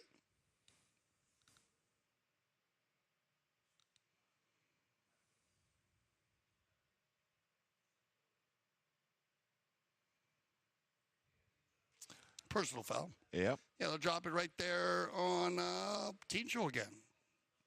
So he's now literally gone through them all. 2s, 3s, and 4s. It looked like his 4 was looking good on the last one. He got blocked. Yeah. 6 goals. It's a little low, but. Yeah. 6 goals out of those 8 coming on the account of Tincho. Twice Pablo McDonough. That's where you get your 8 goals to 6 from. And over on the other side, Pedro Falabella twice, and 1 goal from Facundo Josa in the second chukker, plus the 3 on handicap is where you get your 6 from. And here we go, a little near side backhand, once again intercepted. Now then, he will probably run this one himself. No, he's going to send it across the field, looking for Nacho Novijo Estrada. He opens his shoulder, sends a cut shot down the field. Got eyes all day, all day. That's Brilliant. not my man Nacho. And he's hitting, boy, he's hitting clean. And look at this, he's set up, he's shooting his ball already. He was already tuned up to cut that ball in there and just lays it perfectly in there. I love it. Yeah. Great shot by Nacho Novijo, just trying to get his first goal today. Gets out in front. Look at that. That's beautiful. Love the way he does whole body turn there, and you got to adjust away from the ball there. Not an easy shot at that speed. Backed up cleanly now as Richard Mille going to the hit and run game, and this is what they did in the fourth chukker to get their lead, or actually get a 1-point lead. They're going to have a 3-goal lead now, and let's see if Dead End can answer. Big ball down the center by Pedro. Nobody home except Merlos. Ooh, Augustine. Ooh, he left that one behind. No green shirt. Pablo's going to be the next one on it. And then Evan coming around in front there trying to go the next play. He's going to kind of slow him up. We'll go to a courtesy change here with 3:08. Yeah, no, I'd wonder or not whether or not Facundo was on that line a little bit earlier. We'll have to wait and see. They're going to come back in a few seconds, but very technical this game, I have to say. No, it wasn't even just a buried ball. Oh, it was a buried ball. Yeah. So they actually didn't have an answer for Tincho. I think he was having some issues when he went to take it out of there, because that's not like Tincho. No. Yeah, he was going in nice and easy, and I think it might have been a little buried then. And then you had a group of players come up together. Pablo came running in, like you said. Evan was clearing out. You had Facundo coming from one side. Good shot of Teo. Calle. And more of the Merlot's crew there. Augustine's. Sebastian's. Also in town. I think Pite's in town also. Like I said, I saw Cacho, their father. We got to see Cacho during the PTF, if you remember. I remember very well. Yeah, he was very happy to see us. Actually, we saw a lot. We saw a lot of the OGs, that we say. They're all in town. All the Hall of Famers watching their grandkids play. Big smiles on their faces. All right, so they'll go with the bowl in here on the buried ball, and basically, this is luck of the draw here on the bowling, or where that ball was actually sitting in the center of the field. If you cut the field in half, going long ways, wherever the ball was on either side, and they're going to trigger this, maybe see where the ball was, because it'll make a big difference on what side you're on the bowling. Of course. You know what I mean? Are you going to get the mallet side, or are you going to get the other side? And so that's why they're going to go ahead and to check this from the drone. They'll be able to see from the drone where the ball is actually sitting on the field. And if they should throw it to the east, throw it toward the beach, which would be the opposite direction, or throw it to the west. As we said earlier, the flags were blowing to the west on field 5 back there. You can see the winds blowing across field 1 today at the Grand Champions Polo Club.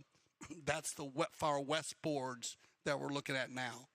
So at the moment, they're lined up to throw it to the west, which would give more of an opportunity to Dead End, especially, where they're sitting between the 30 and 40-yard line. Well, any kind of little advantage, any kind of break to get them back into the game. Okay, here. so they're going to go with the foul, though. Oh, that we talked about earlier. So they actually went ahead and triggered a foul as the ball is buried, and that it was a right-of-way violation on number 1 in the green. So we talked about that one earlier. So that would give a penalty 5A in favor of Richard Mille. Down to the last 3 minutes of play here, looking to send that ball back to Pedro Falabella. He sends it across the field. Yeah, nobody home. McDonough, little deflection, and Falabella yeah, on the move, gets out in front. I thought I might hear a whistle there. Oh, you saw one. And look at that finish for Falabella. Yeah, this is what I mean. This is what I like about him. This is what he does. Give him that chance. Nice, clean run to goal. Slightly overcooked it, but then just with the coolest of touches, puts that one through. But the play before that, I just thought there might have been a whistle on that, but clearly. Yeah, I mean, slightly. He actually dragged that way over to the far post. Pedro had to work for this one. This is just a sensational finish. As just hit it a little bit too far to the left, but Pedro, 3 for 3 running the goal. And I agree with you. Yeah, and I might want to use him going forward a little bit more in today's game. It seems to be working out very well. Here he comes again. Let's see if he can get out there. Right here, Pedro. His offensive attack has been great. Now he's going to find Facundo. Ooh, he'll leave it behind. Now Pablo. Or no, now Augustine under the neck with it. Tincho will slam on the brakes here, wait for some help. That ball's going to skip out of bounds. Yeah, unlucky there, but that's exactly what I meant, because he's so dangerous, he's so clever, he's so quick, he's so fast, incredibly agile. Like I said, a top athlete. Falabella. Yeah, and once he gets up to the front, it's normally game over. No, I agree with you. I think we've seen it with a lot of them. I told you, I talked to Mannix about it, Frederick, and his team does very well when he goes forward too. We know that this look at there. Well, that's going to be Evan, yeah. Or picked up here by, what, a near side neck shot. And it is going to be Evan. Great job here. This is where Evan, look how he pushes Teo wide there. Teo, actually, you got to be good position. The number one always wants to try to get the inside here. The inside of the play from the goal. You want to get in between the goal and the player. Evan gets Teo pushed out a little more. And pushed out far enough to where he can come back on the near side. And another exceptional goal. Look at this. Dead end. Turning it on here at the end of the fifth. Let's see if McDonough can push it back to 2 goals. Oh, that's a pretty ball, Pablo. Ooh. Just off to the right. It looked like when he first hit it, it was going and just kind of tapered off at the end there. So that will end our fifth chucker. 1 goal difference. Very tight match. We'll be back for our 6th and final chucker.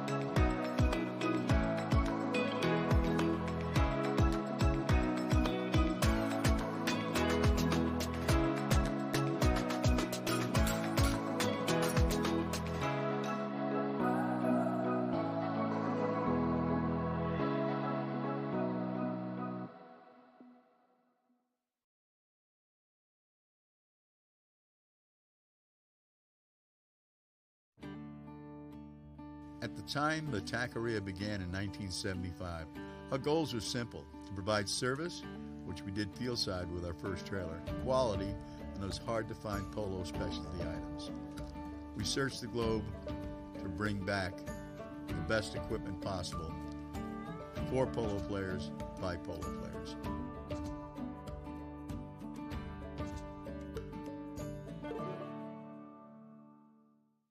Six chucker action. Beautiful shot of field one here at Grand Champions Polo Club. Well, Jan, it looked like Richard Mille. They were going to hold a 3-goal lead going into the sixth chucker, and bang, bang, Falabella and White scored two sensational goals.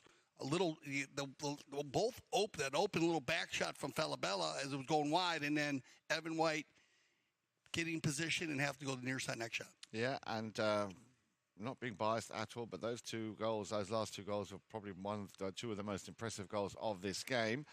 And I can only very much hope here for everybody at home as well watching that those two goals will have opened up another motivational run here by Dead End to try and get the equalizer so that we do have an exciting sixth and final chukker. Remember, the stats will be coming on your screens right after this chukker, and that could have been the equalizer right there. Yeah, good coast-to-coast run, so you call that a positive possession in favor of Dead End, as they started with a knock-in, and they got an opportunity to shoot. Now they can set back up, try to win the defensive play here, and it'll be Estrada. Nacho has a little look, sends it out to the left-hand side, always looking for Pablo. And they've done a pretty good job containing him. He will now leave it for Tincho. Now, what's Tincho got up his sleeve? Always good for a surprise. He will send it out to the left once more. Again, looking, I think, initially for Pablo McDonough. There he is with the number 4, Falabella. Yeah. Dead End have it. Nice little pickup on the boards by Laprida. Trying to avoid the push and the challenge coming in from Tincho Merlos. There comes the hammer on the near side from McDonough. There's a snapshot up to the front door now, looking for Facundo Josa. He was just outplayed there by Nacho Novillo Estrada. And you can see all of a sudden, all hands on deck here. That one goal is, wouldn't be boosting my confidence. 2 goals apiece in that last chuck, as you said. Dead End coming back very, very strong. Nacho will chip that one over. Nicely picked out or fished out of the air. Now here we go. Once again with the number 4, Falabella. Beautiful pony he's on. A deflection coming off the pony there from McDonough. But hang on. There is Facundo Josa. And there is, you have your equalizer. Yes, sir. And both teams going to the control game here in the sixth and final chukker and using each other well, though. Josa gets just out in front of the hook of Nacho and then decides to put one up. Actually, Nacho almost had him right there, and then he had the opportunity, the black mare, gets him out in front right here, just low. Man, it's a game of inches. And a nice shot here. Facundo getting his second goal of the day, the penalty 2 in the first chukker, and now a very important goal in the sixth. And here comes Josa one more time. Facu's going to go ahead and put Augustine on his hip. No, he just runs it wide. Into the corner he'll go and slow it down. Tries to flip it around there, and then it pops out of bounds. And we'll have a change of possession, a cop on the pitch, and it's going to be in favor of Richard Mille. Checking one of the ponies there. And this kind of flips around, and so they're going to go ahead and just slow it down and take a look at this one. Being at the game, you keep a look on everybody. Did it go off of Facundo's horse, or does it go off of Augustine's horse? And there looked to me like it might have went off, but they'll go ahead and check it again. And then, the use here is they have the ability, as we see the slow-mo on our replay, but they can even go frame by frame. Yeah. They can go mid-level. So there's so many different. And but it looked pretty clear that it went off of Facundo's horse when he spun around there. But it's a great way to check. Yes. Because, if you don't have the ability to check there, believe it or not, if they can't tell, it goes to a bowling. And then it becomes a lottery. And on a possession play, and we know how important these possessions are, it's very important to have the ability to get it right. Good play here by Nacho Ooh, you got to give him one play right there, though. Yeah, Nacho's going to point down south. And this could be trouble here because anything around that center yard line is in there about 30, 40, 30 yards out. Let's see. Oh, yes. Yeah, we'll see what they do. Right there, you got to give him one play as Facundo's blocking him. Now, though, he's right there in the spot. I mean, I don't know if you're gonna get it down. I'm gonna have to check and see if you have somebody down. Usually, you have a player downfield today on these two teams because Evan and Teo are very organized number ones. Even though they've been switching around and kind of covering each other and playing the two positions today, the design of the game has pushed them into that type of play. They have been down there for passes, and the way these two teams have been moving the ball, let's move it. They've been moving them all day, staying consistent with the call. 9-9, 4:15 on the clock. Opportunity for Richard Mille to take the lead. Yeah, and it looks like Yeah. Have you been down to Buffalo Wild Wings? Not since you last took me there, Dale. No, I'd like to go again. Yeah, no, we need to. We spent time there, but you are in the viewing area. You can head over there. And it started this week. Head over to Buffalo Wild Wings, where you can you watch all the CTV sports and all the polo matches live, and also they have games playing on all their amazing TV setups there. And you have yourself a beer, get have a hamburger, eat some wings. As we said, the blazing, that's the hot one. That's one that our executive producer likes, Mike Fair. Yeah, the blaze. We're gonna get you down there and try the blazing. Are you into the spicier ones? They have like the mango salsa ones. They have all different kinds of sauces that they have put together with their chefs there, which are. No, you can get them plain, and you can put sauces on whatever you like. Okay, I'm definitely more of the spicy variety. Right. So get down to Buffalo Wild Wings. Have yourself a good time, and also they have a viewing area inside or outside. So it should be a beautiful night tonight. Nudge, nudge, wink, wink. Here we go then for the double figures. Tincho Molos, it's high, but is it straight? Meaning have dead end dodge. Has it come down yet? Oh, I was going to say. Wow. That ball stopped the Buffalo Wild Wings. He hit that ball to Buffalo Wild Wings. He hit that ball so high. I'm going to talk to him about that. He always does that also as Tocolino. He hits the ball really high. Now then, they dodged a bullet, but can they turn that dodge of a bullet into their own advantage?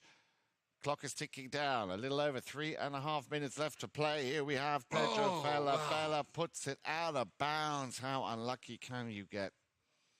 Bad luck. So look at the going to go to the change of possession. A cop on the pitch, and here comes Nacho, and now in range. 120, 130 about now. You can see him. He's eyeing up that goal mouth already. There's the pass. Oh, a nice little extension there, but it's not as far as he would have liked. Molos gets a piece of it. Nacho just beaten to it. Now then, nice little shot here from Pedro Falabella, looking for a green and white shirt. McDonough going back, playing the Secretary of Defense. Another little backhand shot now then, possibly for Evan White to pick this one up. Oh, he's got a piece of it. He's got another piece of it. In comes the number 3 now. Did he get caught? Well, no call there. Umpire class says play on. Nacho Navijo Estrada. A bump and a ride off there. Tincho just a little bit too late. Again with the number 3. Magula Prida wants to control it. He's got Josa just behind him. Molos, nice little open backhand. Ball comes out of nowhere. First man on the play, it'll be Pedro Falabella. Clever little play here by Pedro. Now he's in range.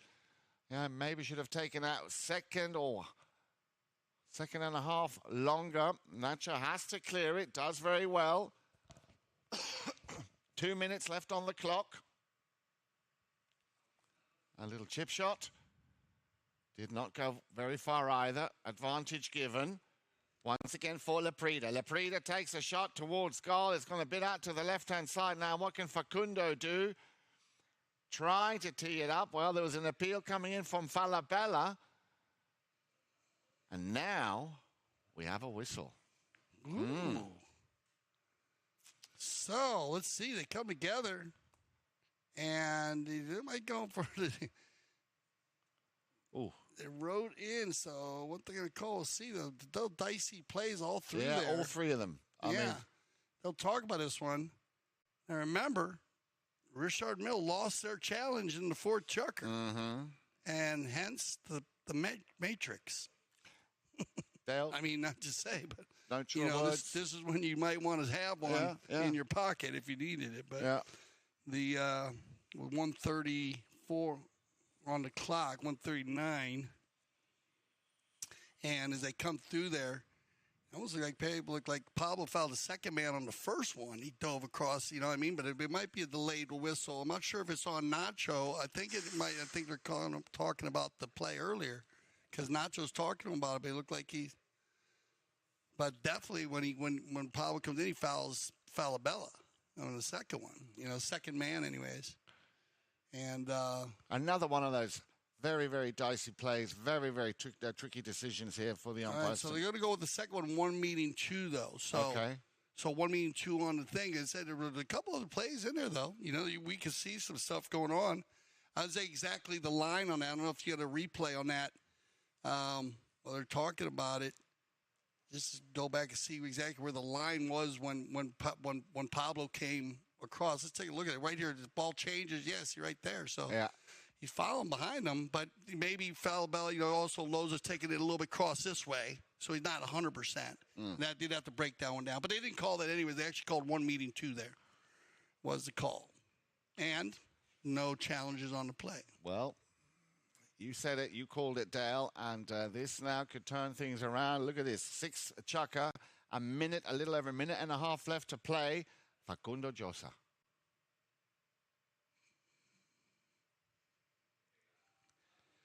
And that puts his team not only into the lead, but into double figures. They lead by 10 goals to 9. His second goal, Dale, and his third overall. He scored only in the first chucker. Apart from that, it's been Pedro Falabella, and that was in chucker 3 and 5. Yeah, they mixed it up today. Magoo doing a lot of work in the middle of the field. You're going to get a personal foul here. So they're going to go ahead and take it to center. And that's going to give another opportunity. For maybe. Yeah, unsportsmanlike conduct. So personal foul, they'll go to move it to center. And they got an opportunity to go for 2 points here. Yep. Now, do they go for the 2 or do you control the ball? Because you're 126 and you're up by a goal here, Jan. So what would you do, Dale? I think, you know, it's tough. You know, this is a control play. If they can control the play, they can take a good 30, 40 seconds off the clock. But they might go for it. Pedro hits the ball very deep. See, down the center, and look, it's going to get stolen away in less than 10 seconds. Yeah. You know what I mean? So that would be my only... Yeah, no, good call. You know, maybe to go ahead and control that play. But now Tincho. Augustine looking for the equalizer. And Richard Mille, hey, everybody's down there ready to go. Yeah, good play. Stolen away by Falabella, though. Strong play there on the hip. He's got Josa going forward. Facundo now. It's going to click down under a minute if he can keep it rolling. Chestnut Mare, nice little run here. Nacho coming in hot.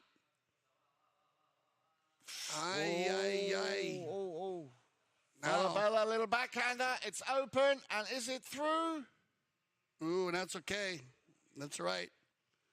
You want to go ahead and just get that ball off the field because you're going to take a good 8 seconds.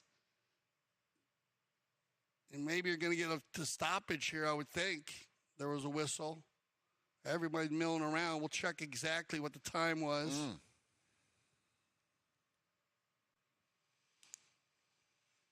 Okay, there you go. So you got 40 seconds on the clock. So we'll readjust that just based on the timing there. I don't know if there was something with the... And then everybody's going to take advantage of this. It looks like Facundo's going to jump back on the black mare after the chestnut. Very important that play got finished, which for a shot by the Falabella there. Even with the stoppage here, at least they have time to line back up And so those little plays. But again, I think you need to rethink that the penalty 5 from center. Maybe rethink it a little bit better. Just with 1:20 on the clock. Yeah. If you go into a control play with Magoo, you can take 30 seconds off, get it down to a minute, and then get a shot off the field. Takes another 10 seconds. Puts more pressure on Richard Mille. Big ball down the right side. Backed up cleanly by Magoo. Yeah, didn't go very far. They're going to get a whistle. So you're going to get a backing into the pony here. Right away, he's going to go to the player following the ball, and it's going to be picked up here, and they're going to give that to Tincho. Yeah. Clever play. Now you have a challenge on the play here because, listen, they've gone ahead and saved their challenge. And now who got their, are they both, are they entering together? Are they, they get an opportunity here to look at it. So, they might get a opportunity to win this one here. The dead end, we'll see what they decide. It's based on them coming to the ball and where Tincho was and where Magoo was. Mm-hmm. And it was a very close play. It wasn't like establishing-wise, like a ball come back. It looked like they both were moving from left to right at first. We'll get to take another look at it after they look at it with all the angles. And this is a good one to use the end zone cameras, both end zone cameras. Here's your play right here. Is they both, they're both players are moving towards over. So just on our angle that we saw. Well, this is for sure a great way to end what has been a fantastic doubleheader Monday here of the World Polo League Palm Beach Open. Mm-hmm. And Richard Mille, who, were in the lead throughout most of the game. 4-1. What do you got? 4-1 at first with dead end. They got their three points on goals on handicap. Then they closed it down really quick with 3 unanswered goals, or 2 unanswered goals in the second. Yep. They make it 3-4-3, and then they went into halftime. They earned it back that end, made it 6-4 at halftime. So it was right back there. Here you go. So challenge on the play, and Green's going to win their challenge. And I agree 100% with the IRO in this. I think the Magoo's got there, but I think the Magoo was there before Tincho actually, as they come from left to right. So he's allowed to make that back shot. Yes. And hey, well done saving your challenge. Yeah. Because now that is a game-saving challenge here for it would have been a penalty 5 from the center. Now they need to win the bowling to get the offensive attack. And they do, but the ball goes out of bounds. Bad luck for Richard Mille. That is bad luck. So now, let's look at that clock. And they're not going to waste any time here. Falabella. Pedro Falabella. I'm sure that he'll be very happy if they can get this over the finishing line. Nacho, Novillo, Estrada, but they just run out of time. Well, what a turnaround, Dale. Absolutely phenomenal here. Facundo Josa picking up the final 2 scores here of this 6th and final chocker of this Palm Beach Open. And with that, getting the equalizer and the winning goal. Very, very interesting game, a game which I'm sure some viewers will enjoy watching over and over again because there were some very dicey plays, some very difficult decisions to be made, but I think everybody got it absolutely down to a T. Yeah. So congratulations to Evan White, Facundo Josa, Magoo Leprida, and Pedro Falabella. A little bit unlucky, of course, here for Teo Calle, who played, I thought, very, very well. Tincho Molos, Pablo McDonough, and Nacho Novillo Estrada. Yeah, Tincho with 7 out of 9 goals, or actually, it's 6 out of the 9. So very strong game. Very good on the penalty line. Is there? Yeah, it was one of those games, but, this is what's great about the World Polo. You have these games now. Like I said, they've gone with the 23 goal teams, the 26, so they get their handicap goals, and we've seen some very strong games. And by both the 26-goal teams pushing to getting right there to win games. But, man, what a league it has been, Yan. And here's our final match stats. So 10-9, And you saw that very close on the shots. Look at that 16-14, Richard Mille. Knock-ins, missing the goal exactly the same amount of times. And look at that. Bowling's even, fouls committed. This is where dead end needs to clean it up. You know, they squeaked through today by 1 goal, but 12 fouls. They got to be careful. Yeah. And well done, Richard Mille, with only 6. Penalty scored. Team shows awesome, 6-2. And only 2 open goals for the 30-yard there for dead end, and then they mix it up with the 30s, 40s, and 60s by Tincho. Tincho had a couple 60s that were just off to the side, but he's still really good shooting and a very good shot here of dead end as they come off. That's a great shot.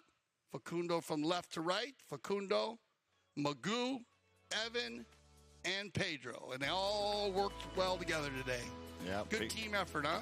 Big smiles on all of those faces, yes, jubilations and celebration. But you're right there, they've got to work on those fouls. And there's something going forward which could, of course, be a hindrance. So well done once again, dead end.